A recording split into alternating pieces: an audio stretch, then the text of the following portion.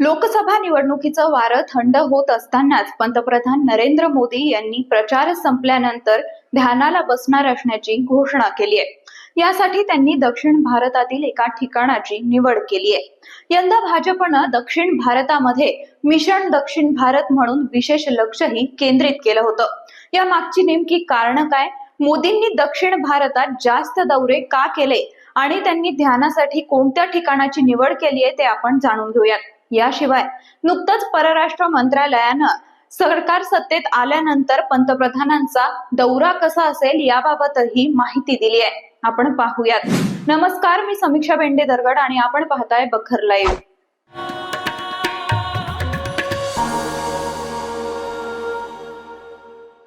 भाजपनं यंदा लोकसभा निवडणुकीत मिशन दक्षिण भारतावर विशेष लक्ष दिलं होतं, कारण उत्तर भारतात भाजपची पकड मजबूत आहे। मात्र आपले 400 पारचं उद्दिष्ट पूर्ण करण्यासाठी मोदींनी दक्षिण भारत अक्षरशः पिंजून काढला।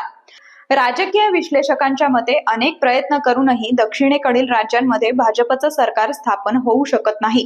लोकसभा निवडणुकीतही दक्षिणेतून भाजपला फार कमी जागा मिळतात। 2019च्या लोकसभा निवडणुकीत दक्षिण भारतातील 134 पैकी केवळ 31 जागांवर भाजपला विजय मिळाला, तर दक्षिण भारतात काँग्रेसला सर्वाधिक जागा मिळाल्या होत्या। दक्षिणेतून त्यांना 65 जागा मिळाल्या, तर इतर पक्षांना 36 जागा मिळाल्या होत्या। उत्तर भारतासह दक्षिण भारतातही मोठा विजय मिळवणं यंदा भाजपसाठी अत्यंत महत्वाचं आहे, कारण असं केलं तरच भाजपला आपलं 400 पारचं उद्दिष्ट गाठणं सोपं होणार आहे।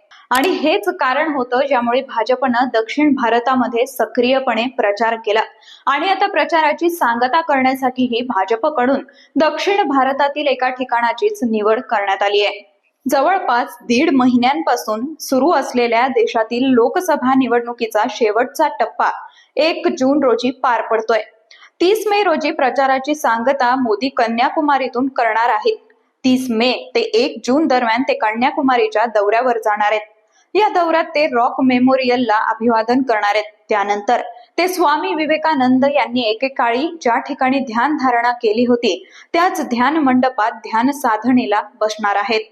याच ठिकाणाहून स्वामी विवेकानंद यांनी विकसित भारताची संकल्पना पाहिली होती आणि त्यासाठीच पंतप्रधान नरेंद्र मोदी यांनी आपल्याही विकसित भारत संकल्पनेला पुढे नेण्यासाठी याच ठिकाणाची ध्यानासाठी निवड केली असल्याचं बोललं जात आहे।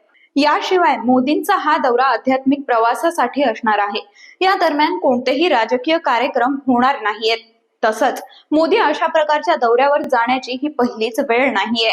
निवडणुकीचा प्रचार संपल्यानंतर मोदी हे अनेकदा आध्यात्मिक दौऱ्यावर गेल्याचं आपल्याला पाहायला मिळालंय। 2019 मध्ये ते केदारनाथला गेले होते। 18 मे 2019 रोजी लोकसभा निवडणुकीचा प्रचार संपल्यानंतर दुसऱ्याच दिवशी मोदींनी केदारनाथच्या रुद्र गुहेत ध्यान केलं होतं। सुमारे 17 तास ते गुहेत थांबले होते।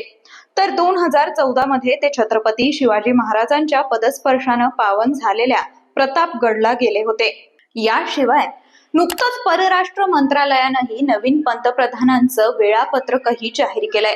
जो कोणी पंतप्रधान होईल त्याचे पुढील काही महिने हे अत्यंत व्यस्त असणार आहेत।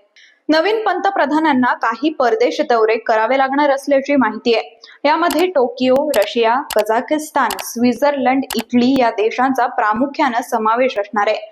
दरम्यान 10 वर्षांच्या कार्यकाळात पंतप्रधान नरेंद्र मोदी यांनी 67 देशांचे तब्बल 77 परदेश दौरे केलेत। लोकसभा निवडणुकीच्या शेवटच्या टप्प्यासाठी 1 जून रोजी 8 राज्य आणि केंद्रशासित प्रदेशातील 57 मतदारसंघामध्ये मतदान पार पडणार आहे।